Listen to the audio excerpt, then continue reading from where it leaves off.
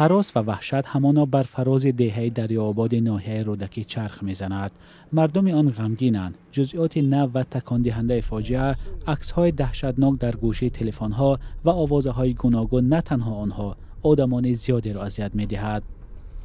این منزل همان عائله است که شب 5 سپتامبر زن و 3 فرزندش را کشتند. در همسایگی آن یک خانه بعد خانه یکی از گمانبران است که زن او را میشناخته است. با گفته حداقل 3 نفر از همسایه‌ها، گمانبران میدانستند که زن یک گاوش را فروخته است و شوهرش برایش از روسیه پول فرستاده است.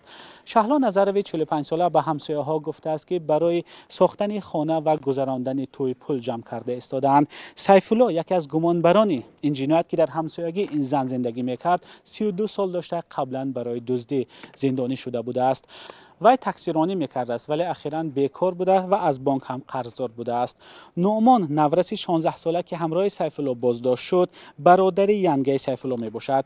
درباره او معلومات زیاد در دست نیست. در مکتبی که نعمان تحصیل میکند به ما گفتند که او همراه مادرش میزیست و پدرش سالها پیش فوتیده است. مادر نعمان در صحبت با رادیوی آزادی گفت باور ندارد که پسرش دست به چنین جنایتی مدهش زده باشد. با گفته همسایه‌ها شب جمعه 5 سپتامبر سیف الله از زن خواسته است که نعمان نورس را از سرباز شکار یا ابله پنهان کند. شهلا نظروی راضی شده است، اما رفتار بدینه این دو نفر برایش شبهه‌ناک بود، چون آنها بعد به حجره در آمدن به کفت و کاب چیزی سر کردند. آنها پول و دارایی‌ها را می‌جستند. سیف الله از ترس آنکه زن او را شناخت و به مقامات خبر می‌دهد به او حمله می‌کند. زن خواهش می‌کند که همه پول‌ها و چاروای عاقل را گرفته برد ولی به او و فرزندانش ضرر نرساند. اما سیف الله به بدن زن 2 کارت زده است. بعد این 3 فرزندش را به قتل می‌رسانند. 2 دختر زن را که یکی 15 و دیگری 17 سال داشتند با کارت و پسر 12 سالش را با خلطه سلفانی نفس بند کرده کشتند.